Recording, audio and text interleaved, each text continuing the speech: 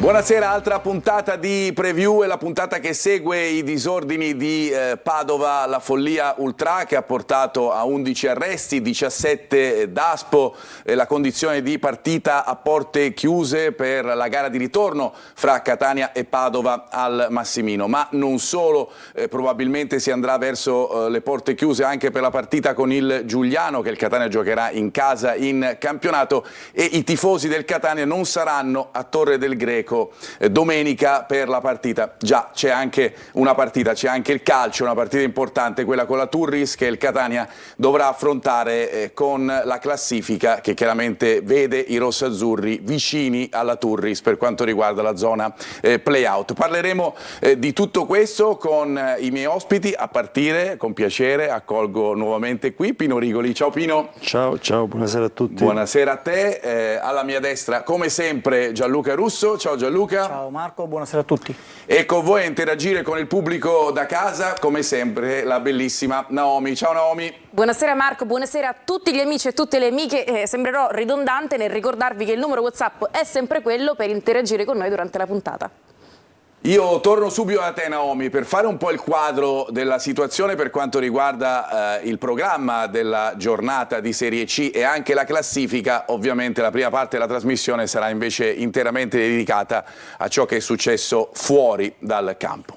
La 33esima giornata di campionato inizia proprio domani, in data 23 marzo 2024, ore 14, con diverse partite: Benevento, Monopoli, Messina, Foggia, Picerno, Latina, ancora Sorrento, Juve Stabia, Virtus Francavilla, Monterosi, mentre alle 17:30 è prevista Giuliano Avellino. Il 24 marzo alle 14 c'è Turris Catania, alle 16:15 Cerignola Potenza, alle 18:30 Brindisi Taranto e poi il recupero 25 marzo ore 20:45 di Crotone Casertana.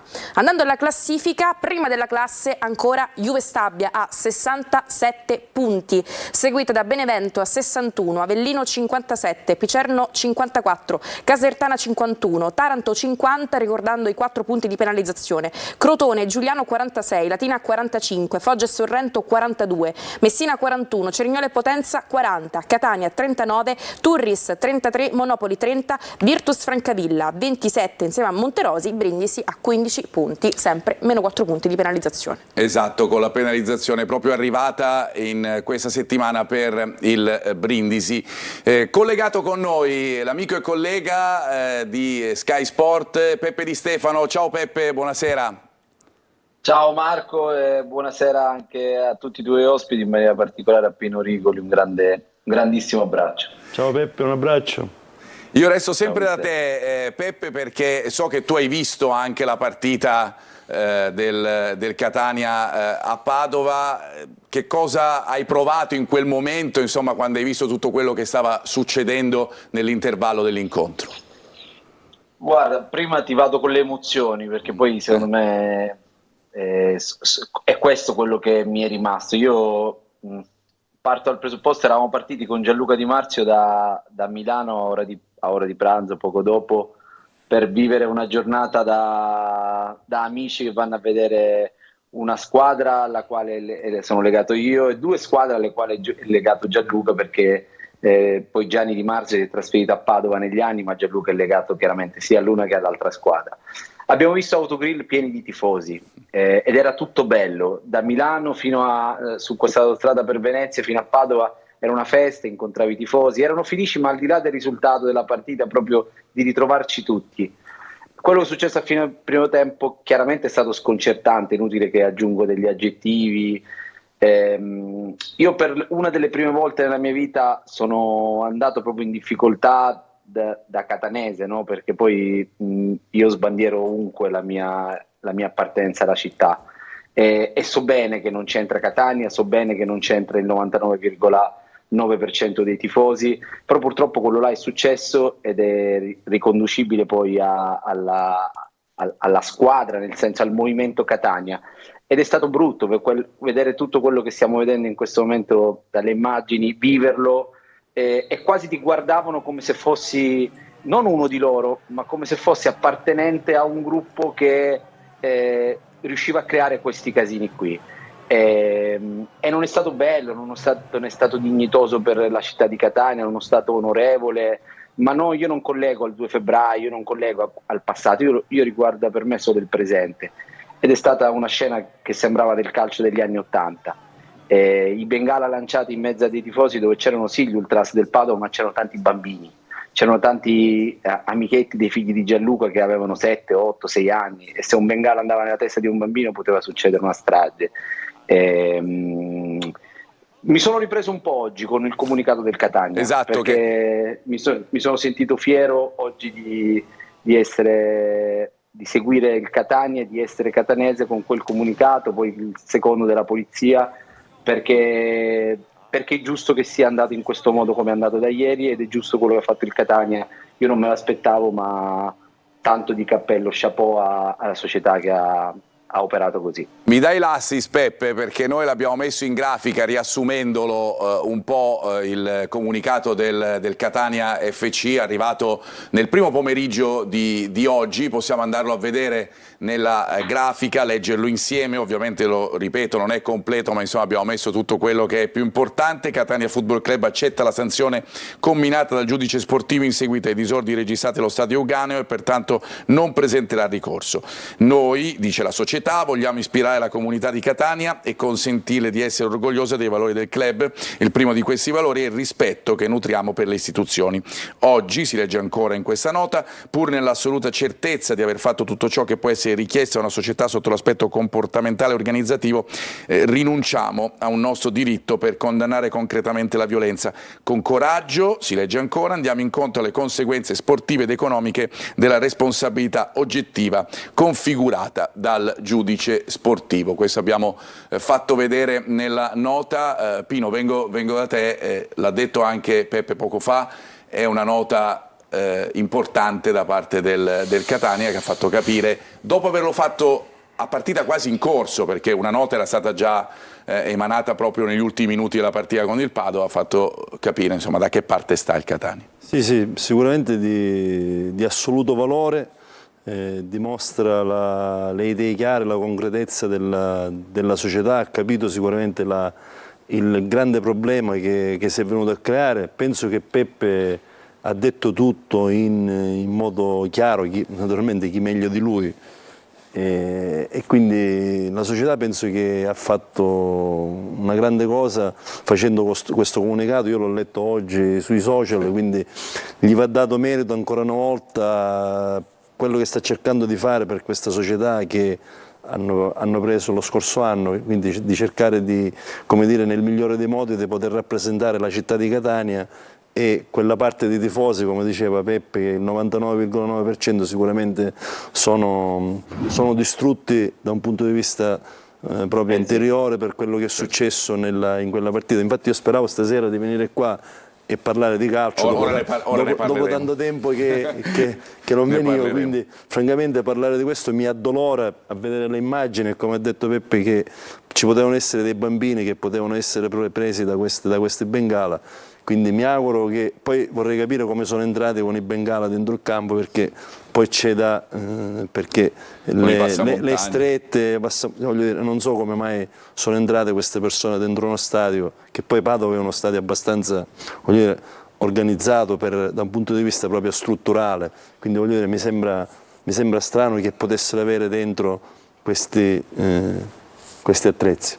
Ricordiamo che per i disordini all'Euganeo ci sono stati fino ad ora 11 arresti e poi 17 DASPO per gli ultra del Catania. Fra gli arrestati 4 sono tifosi coinvolti anche negli incidenti del 2007, quelli che hanno portato alla morte dell'ispettore Raciti. Il questore di Padova oggi li ha chiamati, Peppe, professionisti degli scontri.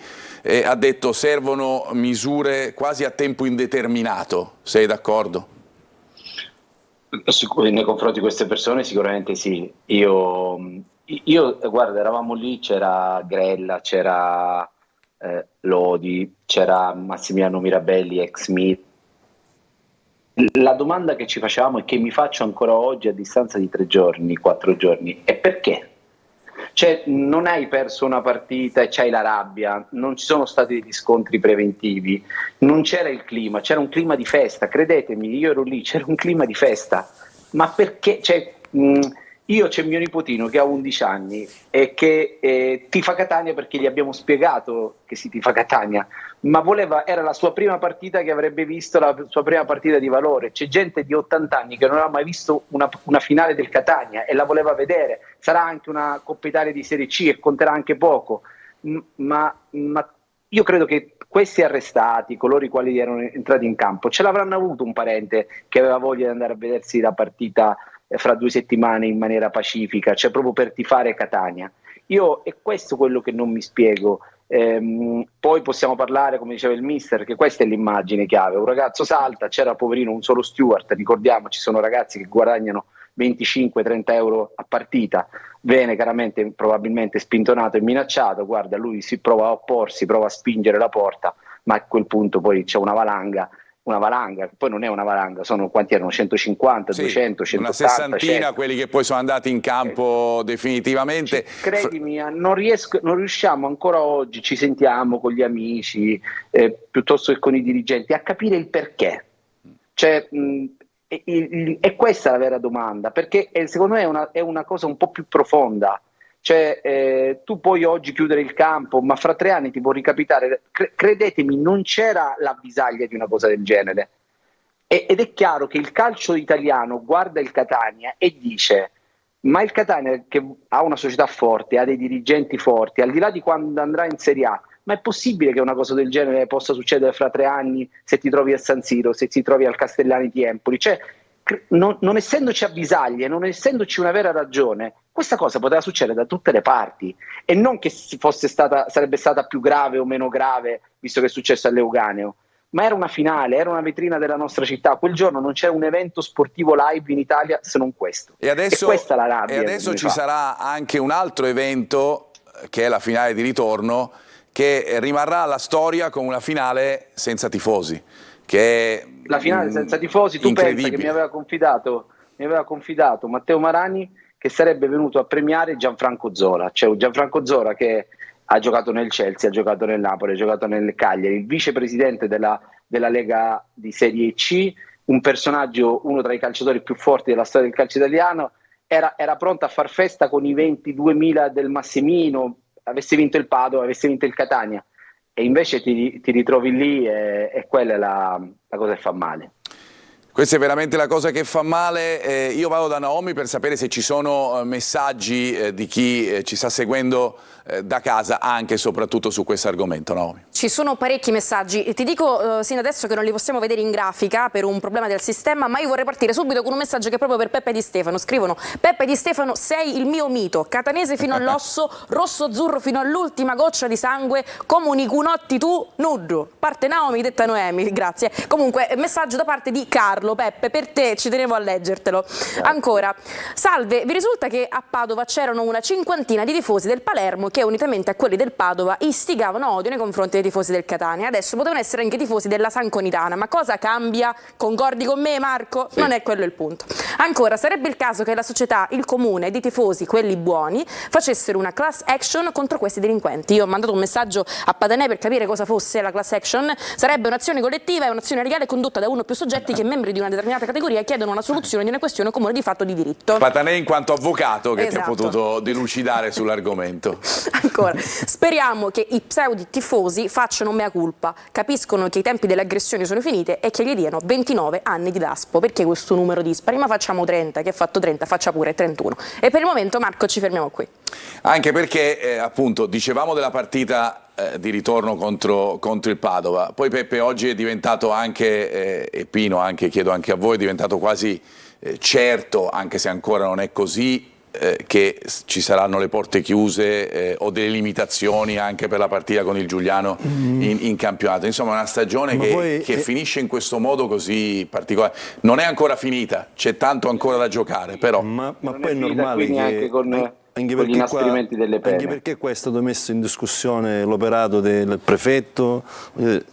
Sicuramente loro non ci hanno fatto una bella figura, no? Nel senso, perché, come diceva Peppe, non c'erano le avvisaglie che succedesse quello che è successo, e quindi naturalmente ora dice noi non ci possiamo permettere più il lusso di fare succedere altro, magari non succederà più niente, però dico questo è successo e penso che sia giusto che si prendano le dovute cautele e che possa servire da monito e per il futuro, per le nuove generazioni, perché voglio dire, francamente io ancora non capisco, l'ha detto, cioè, perché è successo, cioè, perché penso che una curva hanno pure loro, qualche valore ce l'hanno, perché voglio dire, non è che non ce l'hanno, dico perché questi 40, 50, 60 sono stati incontrollati, cioè, controllabili.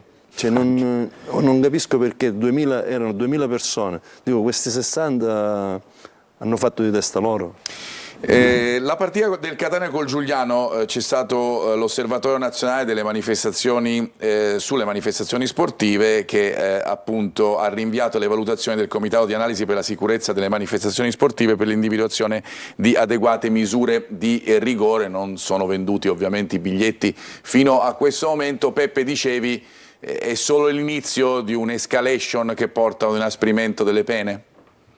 Ma come fai oggi a pensare di poter mandare i tifosi del Catania in giro, anche se ce ne fosse uno di questi qua che ancora non è stato preso, che continua a fare sti casini? Cioè, purtroppo è questo, perché poi alla fine pagano gli altri. E io permettimi di dire una cosa, anzi io chiedo scusa perché è quasi uno sfogo il mio, perché abbiamo vissuto una partita surreale, soprattutto nel secondo tempo.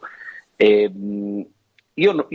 me non è sbaglia chi uniforme dice le curve e sbaglia chi dice che è il tifo organizzato, perché io li conosco molti ragazzi che vivono le curve e conosco molti ragazzi del tifo organizzato e ci sono anche dei ragazzi con un profondo valore e quindi secondo me non bisogna fare di tutta l'erba un fascio, perché se fosse stata un'organizzazione collettiva entravano in campo tutti perché quanti. tutti avevano la forza di entrare, perché le porte sono rimaste aperte per 10 minuti e se sono entrato soltanto 60 è perché i delinquenti sono 60 e non sono stati tutti gli altri, perché vi garantisco che la porta non si è chiusa, poi è rimasta aperta, quindi chi voleva entrare poteva entrare, quindi non è giusto generalizzare, non l'avete fatto voi, ma non è giusto generalizzare e ripeto,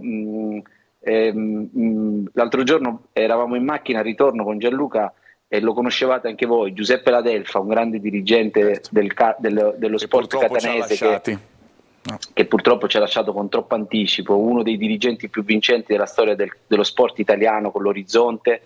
E eravamo pronti per questa trasferta, e pensavamo con Gianluca sorridendo come l'avrebbe vissuta lui, che era un ragazzo di una moralità altissima, una cosa del genere, quindi si rovina un po' la percezione della nostra città, è semplicemente questo, siamo passati dietro le rovine del 2 febbraio, siamo passati sotto mille ponti e passeremo anche sotto questo, ma non si può sempre ricostruire, perché non sempre poi ci sarà un terremoto che a un certo punto non darà più la forza di ricostruire e questo è un piccolo grande terremoto che si è scagliato sportivamente intorno alla nostra città. E la sensazione che dà è proprio questa, hai ragione Peppe a rimarcarlo più volte, l'hanno fatto anche tanti esponenti politici di Catania. Peppe Di Stefano, io ti saluto perché ho preso un impegno con te di lasciarti pressappoco a quest'ora, grazie veramente anche per il modo accorato con cui hai raccontato. Sono stato a ruota libera, ma più che mai è stato gradito l'invito che mi hai fatto, perché so quanto siete seguiti e sicuramente non cambierà niente quello che dirò, abbiamo detto, direte, però magari qualcuno si sensibilizzerà, perché poi ci va di mezzo la nostra città, i nostri nipoti, i nostri figli e tutti, ecco. È vero. Grazie Peppe Di Stefano, un abbraccio, alla prossima magari per parlare di calcio, noi lo faremo fra poco nel proseguo di preview. Ciao Peppe.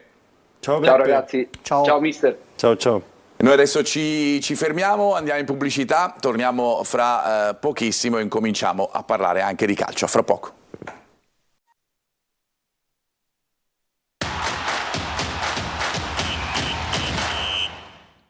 Di nuovo in studio con la nostra preview, abbiamo dedicato, come giusto che sia, alla prima parte della nostra trasmissione, la buona metà della nostra trasmissione, a tutto quello che è successo a Padova e ovviamente le conseguenze che ci sono state per quanto riguarda le decisioni che sono arrivate da più parti per la tifoseria del Catania. Adesso ci concentriamo anche sul gioco, sul pallone, perché c'è una partita importante che attende il Catania con la Turris, ma partiamo da quello che abbiamo visto a Padova sul campo, perché sul campo c'è stata una partita che il Catania ha rimesso in piedi, Pino, con i denti nell'ultima fase proprio dell'incontro con il gol di Monaco, nonostante il primo tempo sia stato, l'ha detto anche Zeoli, molto difficile, io dico quasi inguardabile per quanto riguarda il calcio per il Catania. L'hai detto tu. Ma guarda, sicuramente un Catania che ha delle grosse problematiche da un punto di vista tattico, da un punto di vista tecnico, non solo la partita perché quella che ci ricordiamo è l'ultima con il Padova, io l'ho vista giocare pure in casa col Cerignola, sì.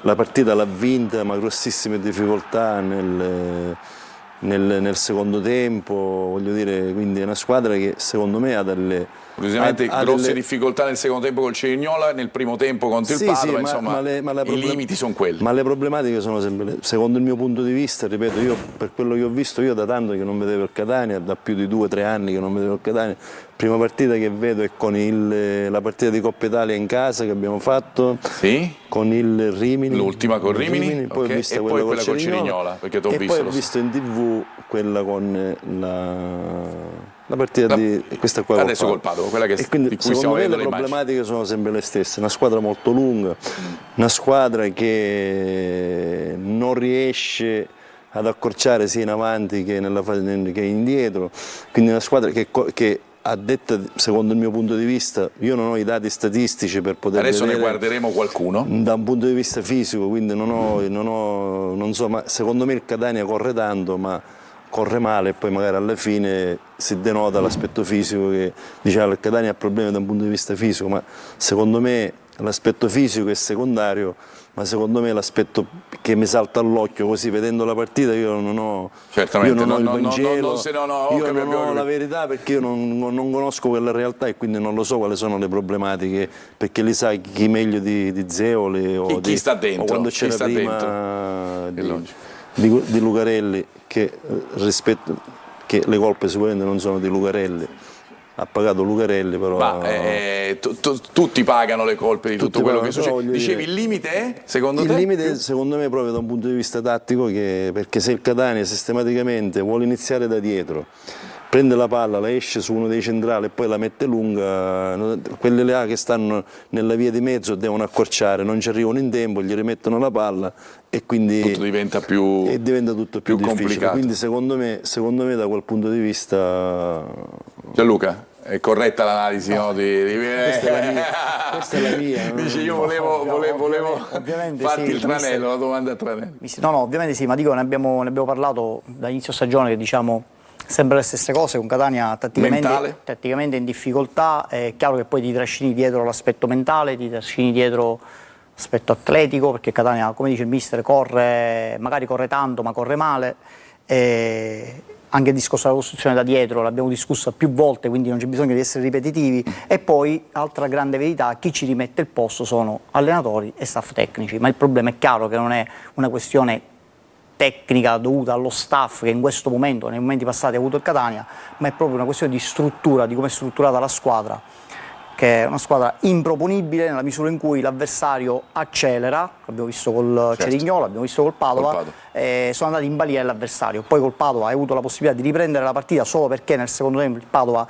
ha abbassato l'intensità di gioco e quindi il Catania per forza di cose è uscito un attimino fuori, ma manco più di tanto. Vi facciamo vedere adesso una grafica a proposito di statistiche, le vedremo anche relativamente alla partita con la Turris, ma questa invece è un confronto delle ultime 3 partite, perché 3 ne ha allenate Zeoli, con le ultime 3 di Lucarelli, per tentare di capire un po' qualche differenza che ci può essere. Una che salta agli occhi, lo sappiamo tutti, è quella del sistema di gioco, che mentre con Lucarelli variava anche a partita in corso, con Zeoli è rimasto sempre 4-3-3, che poi può diventare 4-1, 4-1, insomma siamo sempre là, sempre quello è. E che cosa notiamo? che ci sono delle differenze. Stiamo parlando ovviamente delle ultime 3, per cui nel caso di Lucarelli appunto le ultime 3 allenate, dall'Avellino in poi. Sì, non vedo la grafica nel monitor. Ok, allora sì, che direzione sta prendendo il Catania di Zeoli?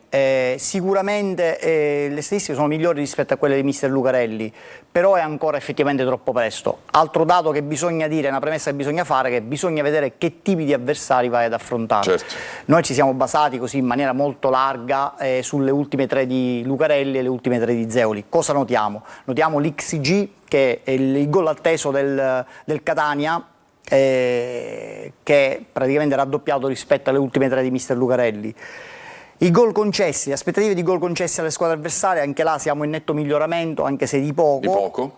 Sì, sì. Altro dato importante sono i cross, cioè non vedevamo Chirico crossare, non l'abbiamo forse mai visto crossare con questa intensità, quindi adesso anche per una questione di sistema di gioco diverso si trova spesso a mettere palla dentro, quindi le statistiche dei cross riusciti sono 52,29 di Zeoli contro i 29 di mister Lucarelli. E poi il centrocampo? Il centrocampo anche là, ma questo si vede ad occhio, c'è un po' più di intensità quando si è vicino alla palla, perché quando si è distanti non si riesce mai a scalare o ad accorciare, come diceva poco fa il mister, si va in difficoltà, però l'intensità ti porta poi comunque a commettere dei falli, quindi la situazione l'aspetto di interrompere il gioco è più presente nel centrocampo di Zeoli che in quello di Lucarelli, e in leggero aumento sono anche passaggi filtranti da parte dei centrocampisti, quindi in una zona lontana dall'area avversaria si riesce a verticalizzare di più rispetto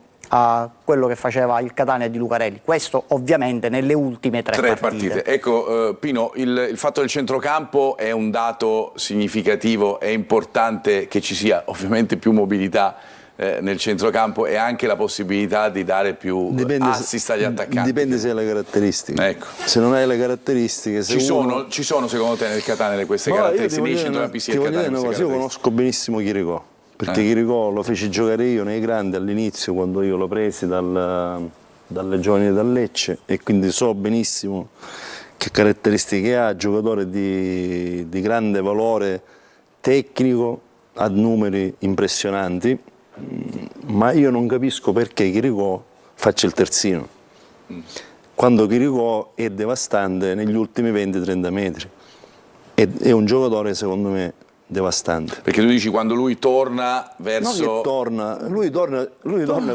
fino a che torna perché fa la fase difensiva, no, okay, viene a prendersi il pallone al centrocampo e poi... invece di andare avanti torna indietro, perché questo non lo so il perché lo saprà Zeoli, lo saprà prima Lucarelli, io posso sapere il mio, ma non lo alleno io e quindi non lo so, ma io da allenatore che ho un giocatore come Chirico gli dico: senti, tu devi stare negli ultimi 30 metri, devi stare negli ultimi 40 metri, ti vieto in modo assoluto di tornare indietro con la palla, sapendo quelle che sono le caratteristiche ma l'abbiamo visto nella partita con quando ha preso il calcio di rigore, è stata la partita con il Cirignone.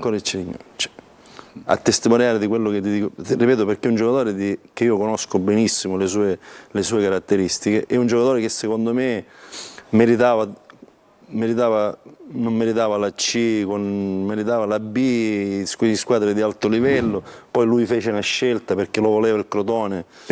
Invece di andare a Crotone è andato a Latina, però voglio dire, è un giocatore che secondo me qualitativamente è di livello superiore. Io ritengo che sia il miglior giocatore da un punto di vista della qualità che abbia il Catania, fermo restando che ce n'è altro. Poi vedi Sturaro che ha un passo diverso, magari ha avuto tanti infortuni e magari oggi si ritrova a giocare in Serie C, però voglio dire, poi vedi Welbeck che gioca da play, non lo so, penso che prima non faceva il play, però se non hai alternative, se non hai alternative magari... Però dico, se tu fai un mercato che a dicembre prendi 12 giocatori, secondo il mio punto di vista, non ti puoi trovare a giocare con Welbeck da play, tranne che io voglio un play che sia solamente un mediano, che sia da rottura, che non fatto che i costruisce. vari Zanellato, Ladinetti e compagnia No, ripeto, io non lo so quanti infortunati ci sono, io sto parlando per le... Comunque, ripeto, del io mercato del da 3 Catania... anni, io parlo da 3 anni che non vedo il Catania, io le partite del Catania che ho viste sono solo queste, non ho visto neanche in TV. E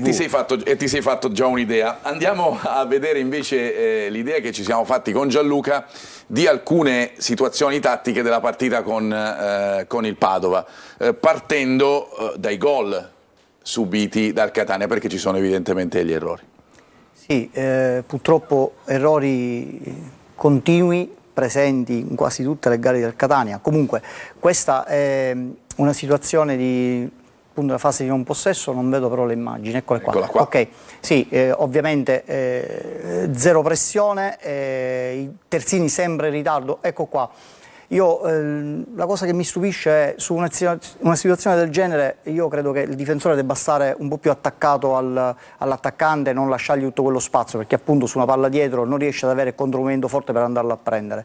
Quindi in questo caso non c'era il motivo di staccarsi così tanto, non aveva la copertura, quindi una disorganizzazione in fase difensiva ormai costante nel Catania. E sicuramente il fatto che mancano sempre i terzini in copertura, questo non li aiuta. Lo vedremo anche nelle prossime clip, in questo caso l'errore del singolo è evidente, no Pino Rigoli? Ma guarda, questa è una situazione limite, dove c'è una situazione di superiorità numerica da parte, e quindi è normale che i difensori devono scappare. Così io vedo poco, perché dovreste vedere prima quello che succede prima, perché il Catania si trova spesso in questa situazione. Quindi l'immagine, secondo il mio punto di vista... Specifichiamo che sono le immagini che ci fornisce la Lega, per cui noi quelle abbiamo. Sì, voglio vedere l'immagine per fare un'analisi corretta, dovrebbero partire prima. Quindi io non so qual è qua il principio dell'allenatore, se è la difesa ma in questo caso non c'è più difesa della porta, perché c'è un 2 contro 2, quindi dovrebbe andare in marca. Dico, io non so quali sono i principi di Zeoli, ma in questo io posso caso sapere i miei. Certo, però in questo caso si vede, no, che poteva andare a chiudere. Sì, sicuramente il giocatore là si fa prendere un po' dalla palla, quindi si fa trarre istintivamente, fa trarre dalla palla e quindi non vede. Però ripeto, io non so qual è il principio, se in questa situazione devono andare a protezione della porta oppure devono andare in marcatura. Io in questo caso di parità numerica preferisco che vadano in marcatura. Però voglio dire, questo io non so. In questo caso a Quaini avresti detto di chiudere meglio su Palombi. Quella è una lettura che ha il giocatore. Certo. Poi ripeto, è quello che in area si marca, cioè al di là. A proposito di in area si marca, andiamo a vedere invece che cosa succede sul calcio d'angolo che dà il 2-0 al Padova. Siamo poco prima della mezz'ora. Sì, è una palla inattiva, quindi un calcio d'angolo, il Catania ha schierato a zona, castello difensivo. Il discorso del castello difensivo qual è?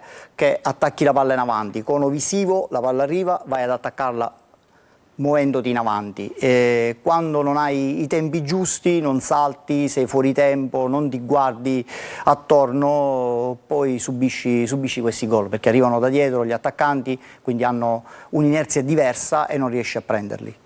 Questo è il gol di Krisetic che ha dato il 2-0 al Padova. Poi dicevi Gianluca, e lo possiamo vedere nelle prossime due clip, quando il Catania scappa indietro, ne parlava proprio poco fa Pino Rigoli, c'è il problema che poi sono spesso 2 contro 2 i giocatori del Catania. Lo vediamo nelle prossime due clip con i centrali che subiscono in questo caso. Anche qua cioè il discorso è poi anche una questione atletica, non hanno, a mio avviso non hanno il passo, ma lo dico, mi permetto perché ormai le analizziamo tutte le gare del Catania e quindi vediamo sempre gli stessi errori, non hanno il passo per andare poi a riformare una linea difensiva. Stiamo parlando degli esterni difensivi in questo caso. Sì, ti manca il play, ti manca un play di ruolo davanti alla difesa, hai i terzini alti, su una ripartenza i centrocampisti hanno un passo lento, quindi poi io non capisco il senso di farli salire entrambi i terzini, cioè ma mettiti a 3, insomma. Comunque lo vediamo sì, la prossima. Soffri perché appunto rimani in inferiorità numerica e quindi subisci gli attacchi avversari. Chiedo a Francesco Gigante con Angelo Pandolfo e Orazio Longo in regia di farci vedere, ecco, guardate qua, e Ottavio Longo, scusate in regia, di farci vedere quest'altra azione che è simile. Sì, è simile, è ancora una ripartenza avversaria, terzini in ritardo, il centrocampista talmente lento che sembra che vada a passeggio e quindi ti trovi un 2 contro 2 nello spazio, ma anche la postura del difensore, cioè, tanti problemi, l'organizzazione difensiva del Catania veramente lascia parecchio a desiderare. Andiamo a vedere invece adesso, dopo che abbiamo visto queste immagini relative al Padova, andiamo a controllare quello che succede invece in casa della prossima avversaria del Catania. Lo facciamo attraverso le grafiche che per prime ci fanno vedere le statistiche a confronto relative proprio a Turris e Catania. Per la partita che attende i rossazzurri, domenica alle 14, con alcuni dati che abbiamo voluto prendere, con i duelli aerei vinti che vanno un po' a fare il paio con i gol subiti, tanti di testa, sì, da parte della Turris, che però ha un'età media molto bassa, e questo potrebbe valere vantaggio ma come uno svantaggio in termini di esperienza, mentre il Catania ha l'età media più alta per ciò che concerne tutti i campionati di Serie C. Lo dico a Pino Rigoli, che per la prima volta con noi, le classifiche che vedi, quel 57esimo, 60esimo, sono ovviamente di tutte le squadre, di tutti i gironi del campionato di Serie C. Gianluca. Sì, sostanzialmente dobbiamo dire che la Turris è una squadra diversa in casa e fuori casa. In casa è quasi un rullo compressore, è una squadra forte. Però questi dati sono importanti perché è la 55esima squadra che ha subito 50 gol, quindi è 55esima su 60 come difesa più battuta, e un dato interessante sono i gol di testa. 12 gol di testa, credo che la media sia intorno a 8-9, la media dei 3 gironi della Serie C, quindi sono parecchi. Come dicevi poco fa tu, i duelli aerei. Terzultima su 60 squadre, quindi comunque perdi duelli aerei, comunque subisci tantissimi gol, comunque prendi troppi gol di testa, quindi a mio avviso è un'informazione che Catania non può trascurare e che fa poi cammina di pari passo con i numeri di cross messi nelle ultime 3 partite del Catania, quindi chissà se avendo questi dati potrebbero sfruttare questa situazione. Stesso discorso delle palle perse, la Turris ha un palleggio lento, palleggio poi in analisi dopo vedremo, però ha un palleggio lento. Questa è una classifica peggiorativa, nel senso che terzo significa che è peggio, è la terza peggiore in questo caso. Ovviamente sì, quindi è una squadra che poi se il palleggio ce l'ha lento, quindi è facile l'intercetto, vogliono giocare palla sull'esterno, quindi la puoi intercettare, puoi essere aggressivo e feroce in quelle zone di campo dove tu pensi di essere forte e riconquistare palla, perché i numeri dicono questo. Dico, se fino ad oggi ha perso tanti palloni, non vedo perché non debba succedere ancora domenica. Io a Pino Rigoli chiedo invece quanto è importante sotto l'aspetto psicologico. L'abbiamo toccato poco questo argomento, che secondo me è molto importante nel Catania di questa stagione, che ha dei cali di tensione, l'ha detto anche Zeoli proprio dopo la partita con il Padova. Domenica è una partita importante perché la Turris è a 6 punti, è vero che poi c'è da fare la corsa anche contro la penultima per la regola degli 8 punti o più nel caso non si giocasse per i play-out, ma comunque insomma è una situazione che il Catania si vuole togliere il più velocemente possibile. Non possiamo pensare che, da quella zona. Cioè io neanche ci penso che il Catania nemmeno noi. Può andare voi se ne parlate, ci pensate? Nemmeno noi ci dovremmo pensare. Io non penso che il Catania possa rischiare di andare ai play-out, di poter questa classifica, anche perché mi sembra che in questo momento neanche la Turris farebbe giusto perché possiamo rivedere la classifica. In questo momento mi pare che neanche la Turris. Bisogna capire quanto è il distacco fra Monterosi e Virtus Francavilla e Turris. Quindi la corsa non è più sulla Turris, ma è sul... Eccola qua, grazie alla nostra regia. Quando punti ci sono al momento invece si farebbero, perché sono 33 con 27, per cui al momento sì. Al momento sì. Sì, quindi dico, ma 6 punti in questo momento secondo me sono tanti, quindi... E il Catania non può finire sotto, anche perché vanificherebbe tutto quello che ha fatto. Sì, perché se fai play-out non può fare la finale, cioè non può avere vantaggio dal fatto di fare i play-off. Che li farebbe da terza, mi sembra. Chiaramente, certo, facendo i play-out non potrebbe fare matematicamente. Quando l'ha vinto io a Viterbo mi pare che siamo entrati da terzi. Sì, esattamente, ed è questo il vantaggio. Si entra dagli ottavi di finale, dalla finale dalle fasi nazionali. Io penso che il Catania, sì, l'aspetto mentale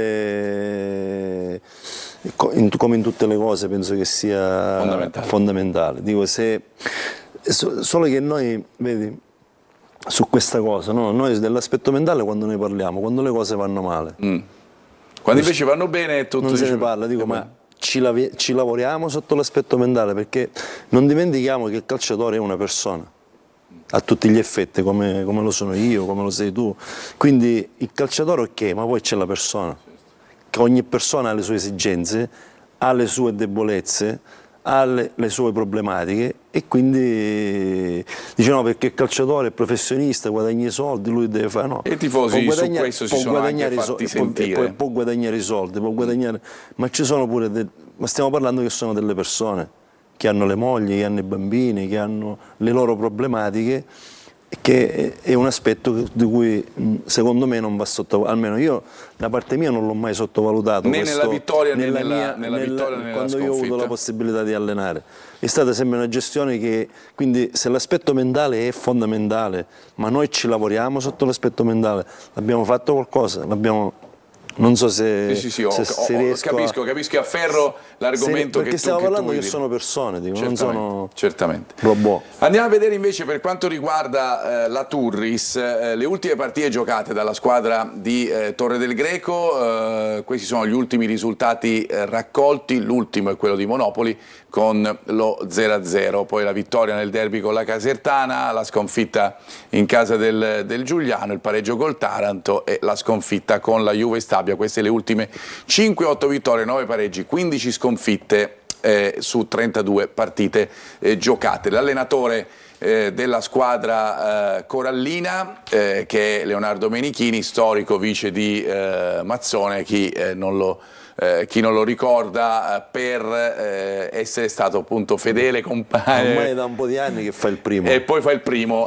fa tantissimi anni, però è stato... sei stato pure alla Primavera della Lazio, c'è stato un periodo che è stato pure alla Primavera della Lazio. È vero. Mentre il giocatore più rappresentativo, dicendovi che per ciò che concerne la squadra corallina, abbiamo voluto mettere Scaccabarozzi, che è un giocatore che non ha mai segnato tantissimo, quest'anno però 3 gol, 2 assist, forse la miglior stagione da quando è in...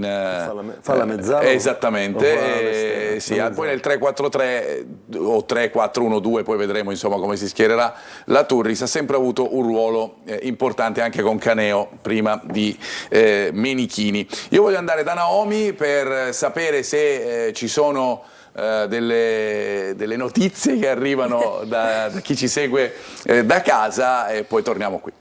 Io ti volevo leggere un messaggio che è sintomatico di quello che tutti i tifosi in questo momento pensano di coloro i quali hanno compiuto questi misfatti. Scrivono: bravi, bravissimi, avete rubato la bandiera, siete troppo forti. Ora che facciamo? La usiamo come carta igienica oppure la usiamo per asciugare le lacrime per non poter assistere alla finale di Coppa Italia? Cosi tinti. E ve lo meritate tutti, scusatemi. Poi c'è un messaggio per Gianluca Russo, scrivono: ma Gianluca Russo, bravo e preparato per com'è, che ha visto a dire di questa squadra? Può analizzare tutti i dati statistici, astronomici, gastronomici che vuole, ma i maccheroni inghia una panza. Povero Gianluca che ogni puntata per svolgere questo sporco lavoro per noi. Quest'anno gli è andata così, diciamo, l'anno scorso è stato meglio, Arriveranno tempi migliori, caro Gianluca, resisti. Giusta scelta della società di non fare ricorso, ma io mi domando come fanno ad entrare allo stadio con vari reati pluripregiudicati d'Aspo. I controlli dove sono? Questa gente non deve partecipare a qualsiasi evento sportivo a vita. Buonasera, non c'è detto più azzeccato, fa più danno un cretino che un suino nel giardino. Qui i cretini erano di più, ma il detto rimane. Forza Catania, sempre Mike da Catania. Mi assumo la responsabilità di quanto letto. Gli ultras sono campioni di rubabandiera più che di tifo, e la colpa poi sarebbe dei pochi palermitani presenti allo stadio. Se c'erano, e ha ragione, perché qua diventiamo tutti San Pietro. Ma sì, palermitani dove sono? Non li abbiamo visti, però dicono che c'erano. In onore dei veri tifosi del Catania mi è sembrato oltraggioso chiamare tifosi questi delinquenti che hanno infangato lo sport e l'intera città. Oltre al DASPO dovrebbero essere condannati e pagare i danni subiti dalla società. Sandro da Palagonia. Ecco il messaggio di Sandro, per il momento ci fermiamo. Sono d'accordissimo con Sandro, il tifoso è esattamente l'opposto di quello che abbiamo visto a Padova. E chiudiamo questa seconda parte della nostra preview andando ad analizzare qualcosa della Turris. Già Gianluca, legato soprattutto alla fase di non possesso. Vediamo la prima clip. Sì, l'avevamo detto poco fa, la fase di non possesso, l'organizzazione difensiva, loro molte volte si schierano una difesa a 3, vogliono andare avanti, il braccetto spessissimo si propone su una ripartenza veloce, su una riconquista veloce degli avversari, vanno in difficoltà. Poi di conseguenza, come in questo caso, hanno la difficoltà anche ad assorbire l'inserimento della mezzala avversaria, quindi altra situazione da sfruttare per il Catania. E ne vedremo un'altra nella prossima clip che è simile un pochettino a questa, partita diversa ma situazione uguale. Sì, anche qua c'è stata una riconquista del Giuliano, difesa linea spezzata, palla nello spazio, quindi attacca la linea e là il giocatore si mette sotto spalla e quindi riesce ad avere la meglio sulla difesa della Turris. Mentre prego la regia di andare poi sulla clip numero 3, con Pino Rigoli volevo appunto analizzare anche questa che abbiamo visto, sembrano delle situazioni che il Catania può sfruttare, ha i giocatori per sfruttarle. Mi auguro di sì, penso che il Catania fondamentalmente è una squadra che almeno si sperava che col mercato di... E invece? Perché la società penso che ha fatto 13 acquisti nel mercato ha di riparazione. Ha dato un segnale che poi questi giocatori non lo so quello che stanno dimostrando, qual è il motivo che non stanno arrivando il risultato, non lo so e non tocca neanche a me dirlo, però il dato di fatto è, almeno io, che la squadra del Catania quest'anno l'ha fatta 2 volte, se non 3 forse, perché la squadra dello scorso anno ha fatto pulizia, che è rimasto solo pochi, Rapisarda. È rimasto Rapisarda, Peters che è infortunato. Quindi voglio dire, quindi ha fatto la squadra, quindi dando un segnale forte.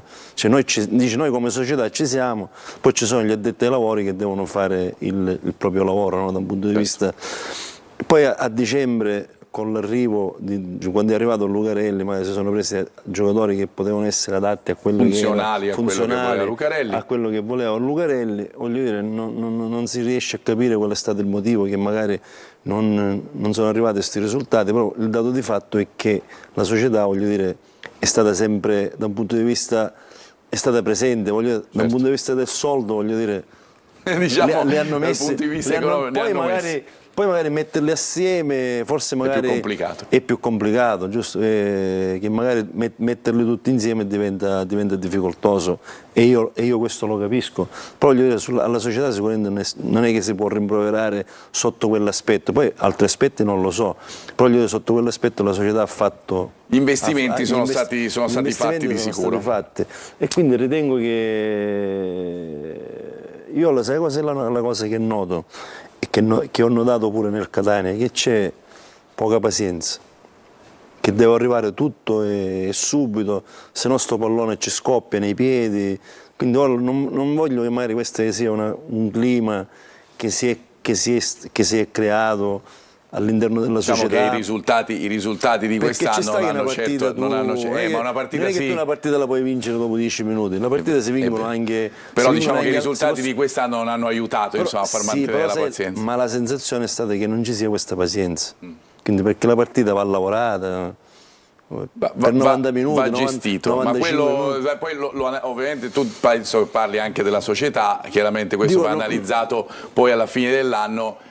Come sono state le scelte che hanno portato a tutto? È venuto a mancare un po' di pazienza in tutte, e poi vuoi non vuoi magari i giocatori questa cosa l'hanno un po' viene avvertita da parte dei giocatori. Ultime 2 clip per quanto riguarda la Turris, Gianluca, partendo dall'ampiezza dell'attacco che poi va a coinvolgere il lato opposto rispetto a dove è la palla, dalla clip numero 3. Il DNA in fase di possesso della Turris, palleggio dal basso, escono dal basso, palleggio lento, si posizionano in ampiezza, chi riceve palla molto spesso sta con i piedi sulla linea di fallo laterale per poi riuscire a mettere comunque palla o con un traversone o con un cross o con una palla, un passaggio un po' più ragionato, cercano il secondo palo per l'inserimento alle spalle delle difese avversarie. Lo vediamo anche nell'ultima che andiamo ad osservare, anche in questo caso guardate dall'altra parte lo spazio. Perfettamente, è quella l'azione, nel senso che l'esterno da questo lato a sinistra riceve palla, aspetta l'inserimento da lontano del giocatore che va a ricevere palla al lato opposto, questo per sfuggire chiaramente a un'eventuale azione difensiva preventiva della squadra avversaria, e quindi riesce poi a trovarsi smarcato. Cosa succede? Succede che poi la linea deve uscire, la difesa deve uscire, quindi deve un attimino riassettarsi per organizzarsi e non subire questa palla pericolosa. E queste insomma le azioni che di solito sfrutta la Turris per andare in golos o insomma creare dei problemi alle squadre avversarie. Ci fermiamo, ritorniamo fra pochissimo, parleremo anche dell'impegno del Messina.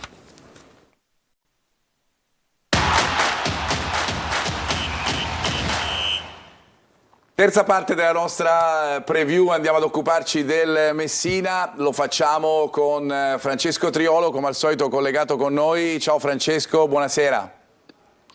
Buonasera a tutti, buonasera a Gianluca, buonasera a Pino Rigoli. Ciao, buonasera. Allora, altra partita che attende i messinesi nella giornata di domani con questo calendario, che può portare a che cosa, Francesco? Guarda, è una partita a spartiacque per il Messina, quella di domani contro il Foggia, lo dice la classifica, lo dice soprattutto la nuova asticella che il Messina sta alzando pian piano. Un Messina che si trova un punto sotto il Foggia ed è in piena lotta per i playoff, un obiettivo che si è materializzato negli ultimi mesi in maniera pressoché costante grazie ai risultati. Sentivo che parlavate di aspetto mentale durante la parte dedicata al Catania. Il Messina è una squadra che è stata abituata a lottare, anche se è arrivata una vittoria nelle ultime 6 partite, però ha trovato dei pareggi importanti a Latina, a Benevento, ha giocato alla pari contro formazioni proprio che occupano l'alta classifica, e affronta una squadra come il Foggia che arriva da 5 vittorie nelle ultime 7, da quando è tornato Cudini in panchina ha cambiato passo la squadra pugliese dopo l'inizio del girone di ritorno non certo facile, quindi sarà una partita tra due squadre che stanno bene, due squadre che puntano ad andare in zona playoff, e sarebbe una ciliegina. Parlavo di aspetto mentale perché dopo aver sostanzialmente centrato la salvezza, mancano pochi punti, impensabile obiettivamente che a questo punto del campionato si possa ancora parlare di salvezza. A Messina si fa, ma più forse per scaramanzia che per credere veramente che quello deve essere l'unico obiettivo della stagione. Aspetto mentale di una squadra che è stata abituata a lottare perché era invischiata nella zona play-out, a giocare centimetro per centimetro, e quindi adesso diciamo non ha più niente da perdere, ma tutto quello che viene è tutto di guadagnato dopo ciò che ha attraversato. Quindi è una squadra che se la gioca ad armi pari, anche contro il Foggia, dopo averlo fatto nelle ultime partite con Benevento e Latina. Quindi sarà sicuramente una partita di quelle dove entrambe giocheranno per la vittoria. È attesa anche una buona cornice di pubblico. Oggi la prevendita è andata piuttosto bene, si è superato quota 2000 tagliandi, non è poco per l'attuale realtà di Messina. 200 tifosi arriveranno da Foggia, quindi anche questo può essere uno stimolo in più. Francesco, andiamo a vedere la probabile formazione, anche perché c'è un dettaglio importante che riguarda uno dei giocatori che poi anche può far modificare il sistema di gioco. Esatto, perché dopo 2 giornate di squalifica torna Emmausso, che è mancato nelle ultime 2 gare, e Modica ha cambiato assetto di gioco proprio perché mancava questo giocatore che era in grado di giocare dietro la punta, di creare anche superiorità, di non dare punti di riferimento. Si è giocato col 4-3-3, con il suo rientro è probabile che si possa ritornare al 4-2-3-1. In settimana, a dire la verità, Modi ha provato entrambe le soluzioni, sia il 4-3-3 che il 4-2-3-1, con Mausso nel tridente offensivo dietro Plescia, che è uno che sta scalpitando parecchio per tornare a giocare da titolare, dovrebbe essere preferito a Luciani. Si crea una sorta di ballottaggio con Rosapio, Zunno e Ragusa per altre 2 maglie. Dovrebbero spuntarla Rosapio e Zunno con Frisen e Franco come mediani davanti alla difesa, mentre nel reparto arretrato, che è l'unica certezza, quella difesa a 4 di Modica, dovrebbe esserci uno tra Pacciardi e Dumbravano, che è un po' la sorpresa, la rivelazione di questi ultimi 2 mesi. È arrivato in prestito dalla SPAL per sopperire alle difficoltà numeriche, visto che Pacciardi era infortunato e comunque il Messina ha lasciato andare via un paio di difensori centrali, e ha giocato piuttosto bene, tanto da meritarsi il posto di titolare. Ora non sta benissimo, Pacciardi ha recuperato, potrebbe giocare lui accanto a Manetta, con Salvo terzino destro al posto di Livio e Ortisi Salvo terzino sinistro e Ortisi invece a destra.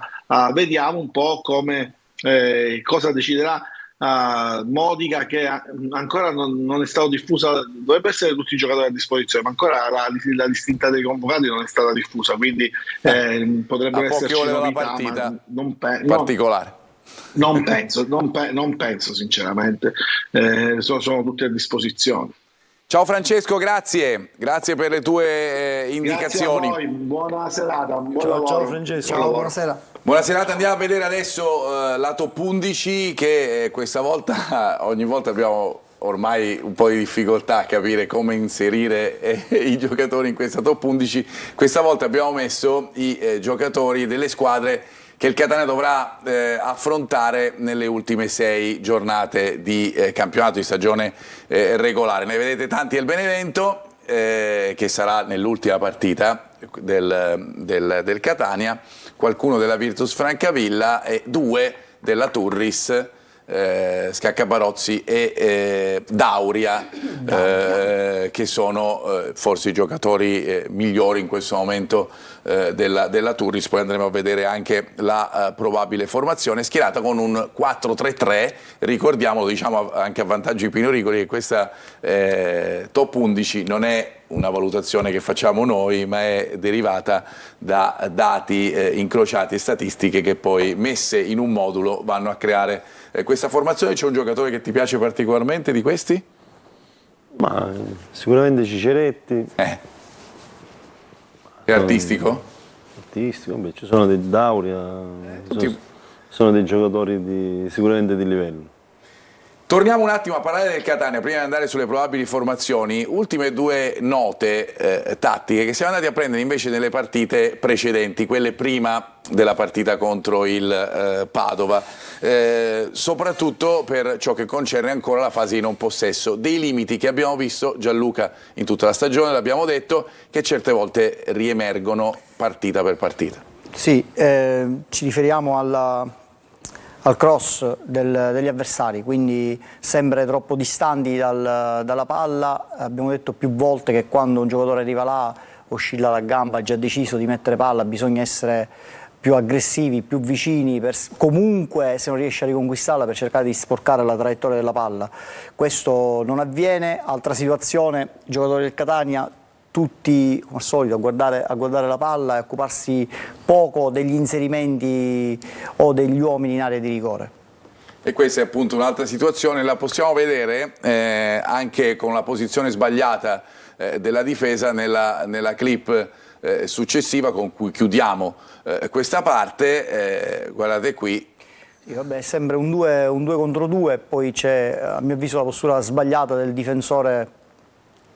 Chiude lato opposto, dovrebbe essere messo al contrario comunque per assorbire l'inserimento dell'attaccante. Questo non avviene, ma è un problema ricorrente purtroppo nella difesa del Catania. Quindi, e poi su queste situazioni prendi gol, magari in questo caso sei stato fortunato o bravo a fare la diagonale forte. Non è riuscito a fare il gol. Fare la diagonale forte di credo sia Monaco, però di solito in queste situazioni prendi gol. E noi ci fermiamo, fra poco andiamo a dare uno sguardo a quelle che possono essere le probabili formazioni della Turris e del Catania per la partita di domenica, fra poco.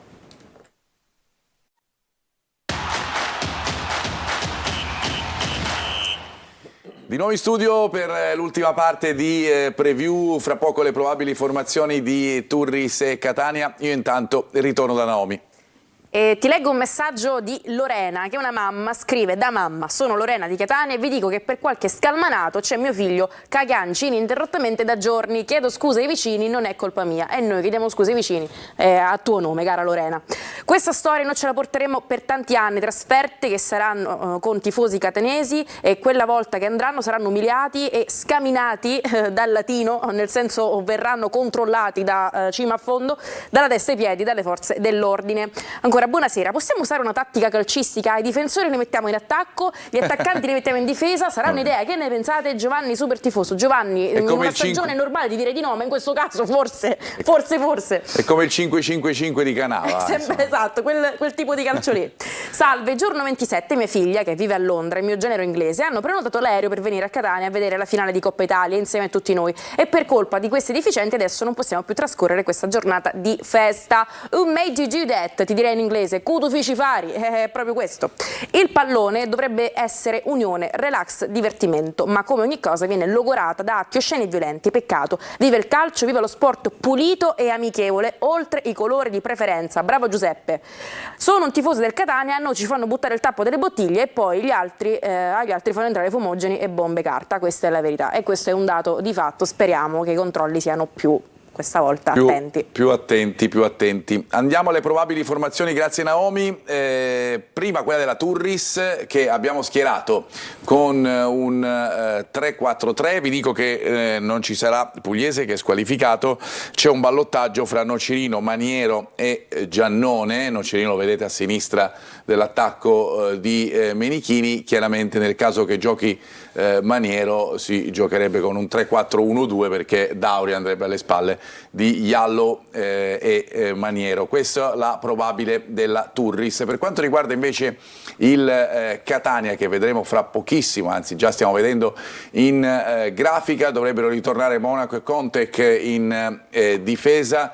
Dovrebbe giocare Ndoi con Quaini, che può essere l'alternativa, così come Peralta come mezzala a centrocampo. Davanti Di Carmine e Cicerelli e ballottaggio fra Chiricò e Chiarella per il ruolo a destra. Lo dicevamo, è una partita importante in cui Chiricò tutta la vita, secondo Pino Rie, senza nulla togliere a Chiarella. No, ma l'abbiamo capito la tua... Per una questione affettiva, così lo sta poi dico, sicuramente Zeo lo sa quello che deve fare, anche perché Chiarella la partita in corso Chiricò ha giocato mercoledì, ha giocato domenica mi sembra, quindi voglio dire, poi sai, si sentono le partite e quindi è vero, dipenderà anche come sta. È chiaro che la rifinitura di domani darà tutte le risposte sotto questo punto di vista a Zeoli, però c'è un'alternativa che si chiama Chiarella, che può valere a partita in corso, può valere anche all'inizio. Gli arbitri della partita